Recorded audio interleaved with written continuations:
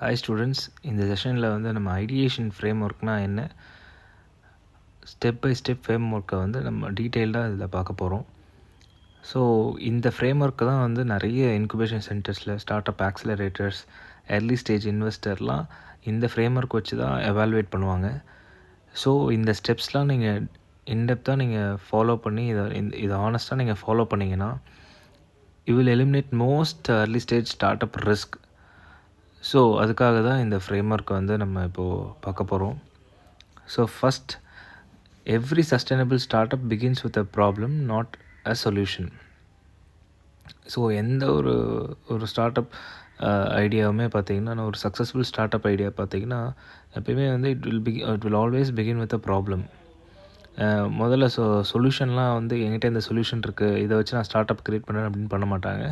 First step is to identify the problem. So for example Airbnb நிறைய பேருக்கு தெரியும்னு நினைக்கிறேன். ஸோ ஏர்பிஎன்பி ஃபஸ்ட்டு என்ன பண்ணாங்கன்னா, they did not start as a home sharing, ஒரு home sharing idea, home sharing கான்செப்டில் வந்து நம்ம அவங்க பண்ணணும்னு யோசிக்கவே இல்லை. ஸோ என்ன முதல்ல அந்த ஃபவுண்டர் ப்ராப்ளம் ஃபேஸ் பண்ணார்னா, the founder used to attend so many conferences. அப்போ கான்ஃபரன்ஸ் அட்டன் பண்ணும்போது நிறைய அவரோட கொலீக்ஸும் சரி, அவரும் சரி, அவங்களுக்கு ஒரு அஃபோர்டபுள் அக்கோமடேஷன் வந்து கிடைக்கல. ஸோ இந்த ப்ராப்ளமை தான் ஏர்பிஎன்பியோட founder wanted to solve. So என்ன பண்ணாங்கன்னா, இந்த ஒரு ப்ராப்ளமை எடுத்துகிட்டு தான், okay why can't be develop an app where the nearby houses, nearby accommodation வந்து அவங்களோட பார்ட்னர் பண்ணி ஒரு அக்கோமடேஷன் க்ரியேட் பண்ண முடியும் அப்படின்ற கான்செப்டில் தான் அந்த ஏர்பிஎன்பி வாஸ் born. ஸோ ஒரு ரியல் ப்ராப்ளம் வந்து at least it should have at least one of the following characteristics. First thing வந்து it should occur frequently. For example, இந்த ப்ராப்ளம் வந்து டெய்லி நடக்குதா, இல்லை வீக்லி ஒன்ஸ் நடக்குதா, இல்லை மந்த்லி ஒன்ஸ் இந்த ப்ராப்ளம் வருதா, இல்லை வந்து ஹவர் பை ஹவர் இந்த ப்ராப்ளம் நடக்குதா, முதல்ல அந்த கேரக்டரிஸ்டிக்ஸ் இருக்கான்னு பார்க்கணும். செகண்ட் திங், இந்த ப்ராப்ளம் வந்து whether it waste lot of time or it consumes lot of money, அப்படி இருக்கா அந்த கேரக்டரிஸ்டிக்ஸ்ன்னு பார்க்கணும். தேர்ட் பார்த்தீங்கன்னா, whether that problem causes inefficiency or ஒரு ஃப்ரஸ்ட்ரேஷன், அந்த மாதிரி ஒரு மேஜர் மார்க்கெட் உள்ள கன்சியூமர்ஸ்க்கு வந்து இந்த மாதிரி ஏதாவது க்ரியேட் பண்ணுதா அப்படின்னு பார்க்கணும். இதுதான் இந்த 3 கேரக்டரிஸ்டிக்ஸில் வந்து ஏதாவது ஒரு கேரக்டரிஸ்டிக்ஸை நீங்கள் ஃபைண்ட் பண்ணாலும் okay, it will qualify as a potential problem. So next வந்து பார்த்தீங்கன்னா, ஆஸ் அ ஸ்டூடெண்ட்ஸ் வந்து உங்களுக்கு ஒரு யூனிக் அட்வான்டேஜ் இருக்குது. Because you guys are operating inside systems. For example, நீங்கள் ஸ்டூடெண்ட்ஸாக இருக்கும்போது ஒரு யூனிவர்சிட்டின்ற ஒரு சிஸ்டம்குள்ளே ஆப்ரேட் ஆகுறீங்க. மேபி லேப்ஸாக இருக்கட்டும், இல்லை வந்து ஹாஸ்பிட்டல், மெடிக்கல் காலேஜில் உள்ள படிக்கிற ஸ்டூடெண்ட்ஸாக இருக்கட்டும், அவங்க ஒரு சிஸ்டம்குள்ளே இருக்காங்க.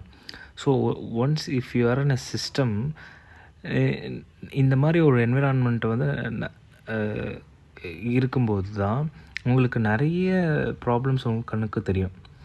ஸோ அப்படி அந்த ஒரு சிஸ்டமில் இருக்கும்போது உங்களுக்கு நிறைய ப்ராப்ளம்ஸ் தெரியும்போது அதுக்கு சொல்யூஷன் ஃபைண்ட் பண்ணுறதுக்கு உங்களுக்கு ஒரு ஈஸியான என்விரான்மெண்ட் வந்து அதை க்ரியேட் பண்ணி தருது. ஸோ அதனால தான் ஸ்டூடெண்ட் ஆண்டர்ப்ரனர்ஷிப் வந்து நிறைய பேர் வந்து பார்த்திங்கன்னா நிறைய ஃபாரின் காலேஜஸ்லலாம் சக்ஸஸ்ஃபுல்லாக எடுத்துகிட்டு போகிறாங்க. Because they see the problems through their eyes in the system they are involved in. So அதுதான் இங்கே நான் சொல்ல வரேன்.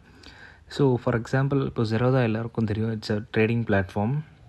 ஸோ அவங்க வந்து அவங்களோட ஃபவுண்டர்ஸை எப்படி அந்த ஸ்டார்ட் அப் ஐடியா கொண்டு வராங்கன்னா, அவங்க ஒரு பர்சனலாக ஒரு ப்ராப்ளம் ஃபேஸ் பண்ணுறாங்க. என்னென்னா, அதுக்கு முன்னாடி இந்த ட்ரேடிங் பிளாட்ஃபார்ம்ஸில் வந்து இப்போ ஒரு ஸ்டாக்கோ இல்லை ஷேரோ வாங்குகிறாங்க அப்படின்னா, அப்போது வந்து ட்ரேட் செட்டில்மெண்ட்டுன்னு ஒரு கான்செப்ட் இருக்குது. அது வந்து 1 டே கழிச்சோ இல்லை வந்து 2 டேஸ் கழிச்சோ தான் அந்த ஷேர்ஸ் அலாட் ஆகும்.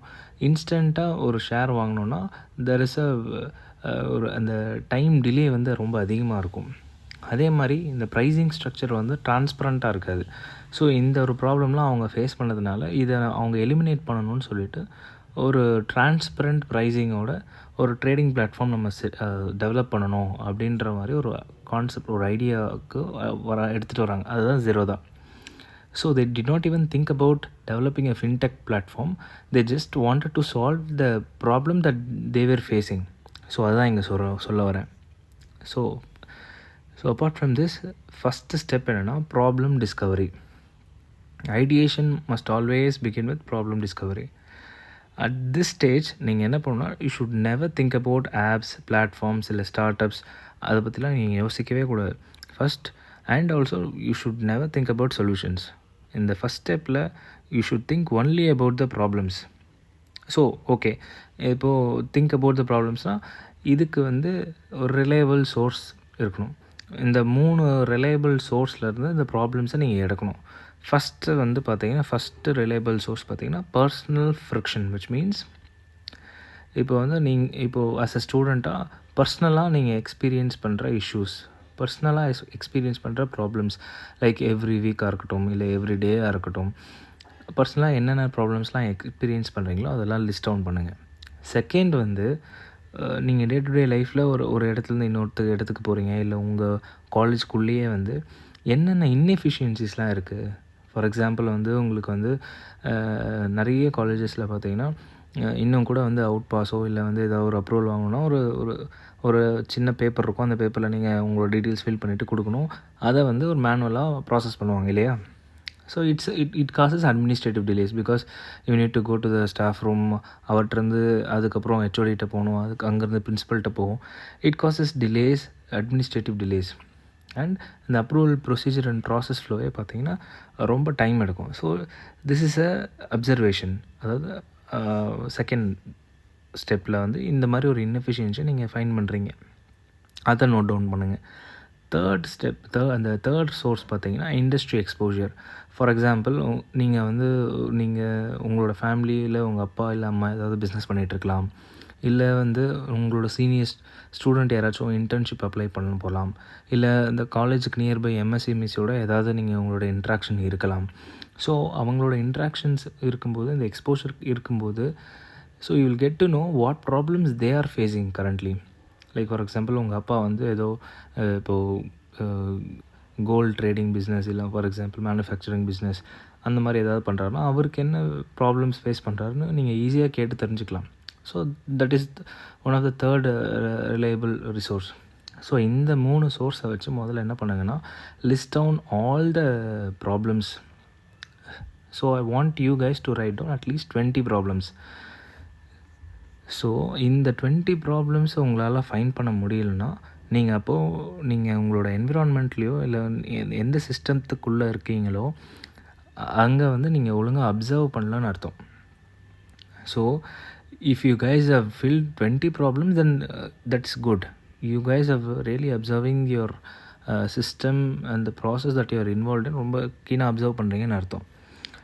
ஸோ நெக்ஸ்ட்டு ஸ்டெப் என்னென்னா ஸ்டெப் 2. இதில் வந்து ப்ராப்ளம் வந்து நீங்கள் இப்போ ஐடென்டிஃபை பண்ண ப்ராப்ளம்ஸ்லாம் அது ஓகே, இதை வந்து ஒரு ஸ்டார்ட் அப்பாக குவாலிஃபை ஆகுமா அப்படின்னு நீங்கள் பார்க்கணும்.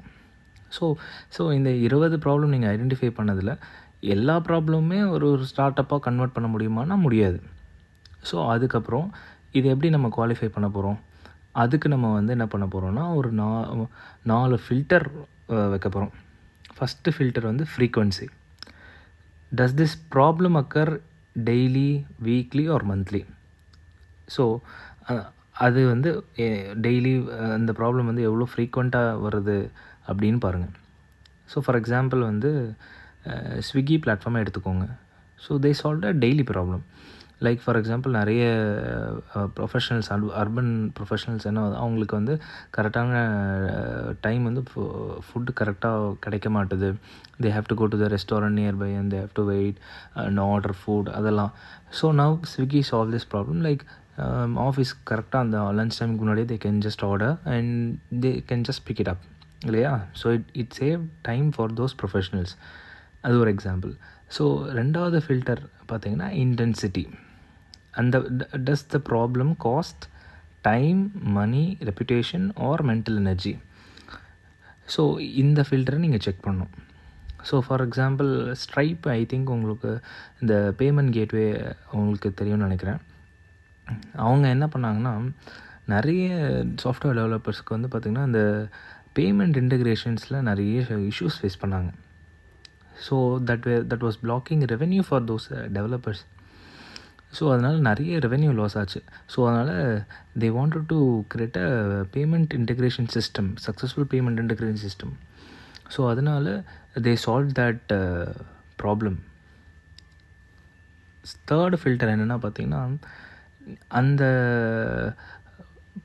ப்ராப்ளம்க்கோ இல்லை வந்து நீங்கள் அந்த ப்ராப்ளம்க்கு எக்ஸிஸ்டிங் ஆல்டர்னேட்டிவ்ஸ் ஏதாவது இருக்கா, எக்ஸிஸ்டிங் சொல்யூஷன்ஸ் ஏதாவது இருக்கா அப்படின்னு பார்க்கணும். ஸோ ஃபார் எக்ஸாம்பிள் வந்து ஸ்விக்கி வந்து நான் சொன்ன மாதிரி இப்போது இன்ஸ்டன்ட் ஃபுட் டெலிவரி அதுக்கு வந்து கொண்டு வந்தாங்க. அதுக்கு முன்னாடியே ஜொமேட்டோ வந்துச்சு. ஸ்டில் மோரல்லெஸ் வந்து ஒரு சிமிலர் மாடல் தான். ஸோ அந்த மாதிரி ஆல்டர்னேட்டிவ்ஸ், ஸ்விக்கியோட ஆல்டர்னேட்டிவ் ஜொமேட்டோன்னு சொல்லலாம். ஸோ அந்த மாதிரி இந்த மாதிரி ப்ராப்ளம்க்கான சொல்யூஷன் வேறு ஏதாவது ஆல்டர்னேட்டிவ்ஸ் இருக்கா, அதுதான் தேர்ட் ஃபில்டர். ஓகே, ஆல்டர்னேட்டிவ்ஸ் இல்லைன்னு வச்சுப்போம். நெக்ஸ்ட்டு ஃபோர்த்து ஃபில்டர் என்னென்னா, weather there is a willingness to pay. இப்போது நீங்கள் அந்த ஃபைன் பண்ணியிருக்கிற ப்ராப்ளம் நீங்கள் சால்வ் பண்ணிங்கன்னா யார் உங்களுக்கு பே பண்ண போகிறா, இல்லை அந்த அந்த அந்த பே பண்ணுறதுக்கான வில்லிங்னஸ் இருக்கா? இப்போ வில்லிங்னஸே இல்லைன்னா வந்து the won't be any startup, right?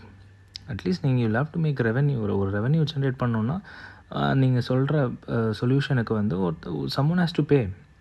So இந்த 4 ஃபில்டர் நீங்கள் அப்ளை பண்ணிவிட்டு கடைசியாக பார்த்தீங்கன்னா இந்த 20 ப்ராப்ளம்ஸ் உங்களை ஐடென்டிஃபை பண்ண சொல்ல அதில் வந்து அட்லீஸ்ட் ஒரு 2 to 3 கண்டிப்பாக வரும்.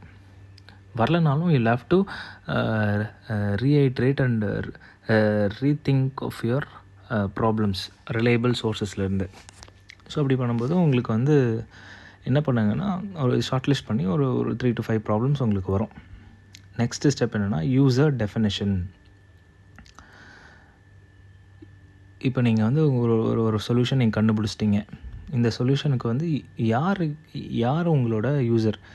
இப்போ நீங்கள் வந்து நான் இந்த சொல்யூஷன் கண்டுபிடிச்சிட்டேன், எல்லாருமே everyone is my user அப்படின்னு சொன்னீங்கனால that's a very big flaw. So Swiggy Zomato பார்த்தீங்கன்னா அவங்களோட யூசர் யார்? Urban professionals, working professionals, mostly in metro cities. இப்போது Tier 2 Tier 3 சிட்டிஸ்லேயும் கொஞ்சம் எக்ஸ்பேண்ட் பண்ணியிருக்காங்க. பட் இந்த Tier 2 Tier 3 சிட்டிஸில் பார்த்தீங்கன்னா mostly they make home food, they prepare home food at their home, they don't often order food. அங்கெல்லாம் பார்த்தீங்கன்னா revenue ரொம்ப கம்மி. So they are not actually their users. Okay, so இதுக்கு வந்து இன்னொரு கிளியர் எக்ஸாம்பிள் நான் என்ன சொல்கிறேன்னா, நோஷன்னு தட் இஸ் ஒரு பிளாட்ஃபார்ம் இருக்குது.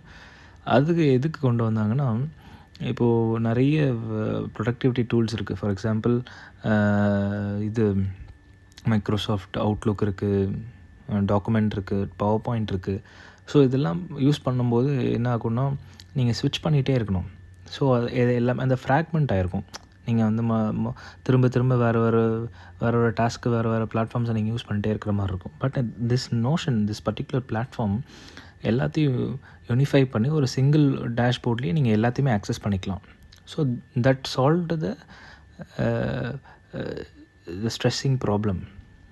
ஆனால் இதோட யூசர்ஸ் யாரெல்லாம் பார்த்தீங்கன்னா not every internet user. So இவங்களோட யூசர்ஸ் யாருன்னா மேஜர்லி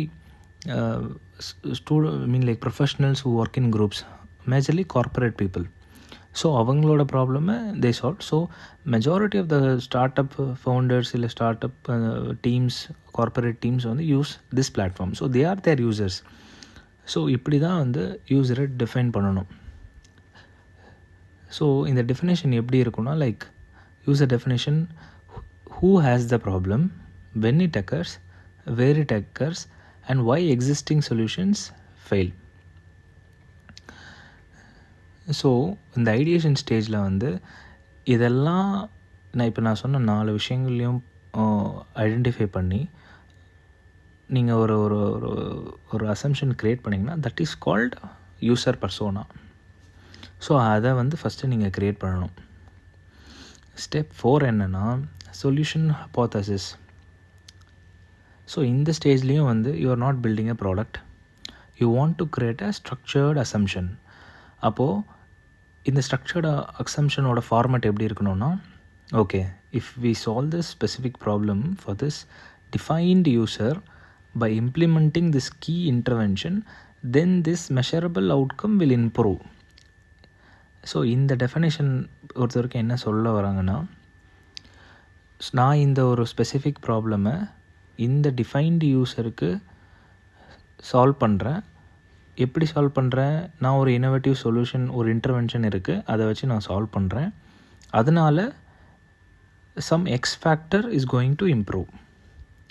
இதுதான் இந்த ஹைப்போதசிஸ். ஸோ இந்த ஹைப்போதசிஸை நீங்கள் இந்த ஃபார்மேட்டில் நீங்கள் முதல்ல வந்து ஸ்ட்ரக்சர் பண்ணணும். ஸோ இதுக்கு ஒரு ஒரு ஒரு ஒரு ரியல் வேர்ல்டு எக்ஸாம்பிள் வந்து I think you might have heard of drop box.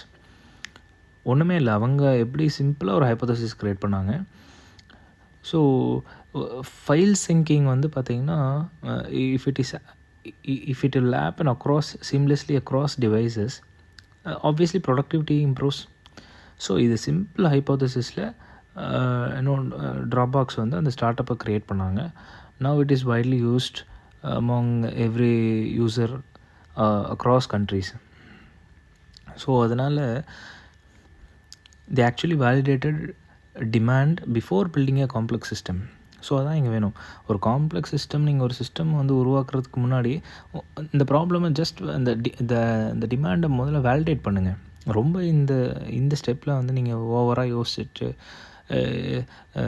இந்த மாதிரி பெருசாக ஒரு காம்ப்ளெக்சிட்டிஸ்லாம் என்றைக்குமே வைக்காது. ரொம்ப சிம்பிளாக யோசிங்க. நெக்ஸ்ட் ஸ்டெப் வந்து பார்த்திங்கன்னா மார்க்கெட் ரியாலிட்டி செக். மார்க்கெட் ரியாலிட்டினா அப்படின்னா என்ன? முதல்ல வந்து யூ நீட் கிளாரிட்டி. லைக் உங்களுக்கு வந்து ஒரு ப்ரைம் எக்ஸாம்பிள் என்ன சொல்லுவோன்னா Freshworks is a software company. அவங்க எப்போ மார்க்கெட்டுக்கு என்ட்ரு ஆகிறாங்கன்னா, where companies were already paying for expensive customer support tools. So customer support tools பார்த்திங்கன்னா நிறைய வந்துருச்சு.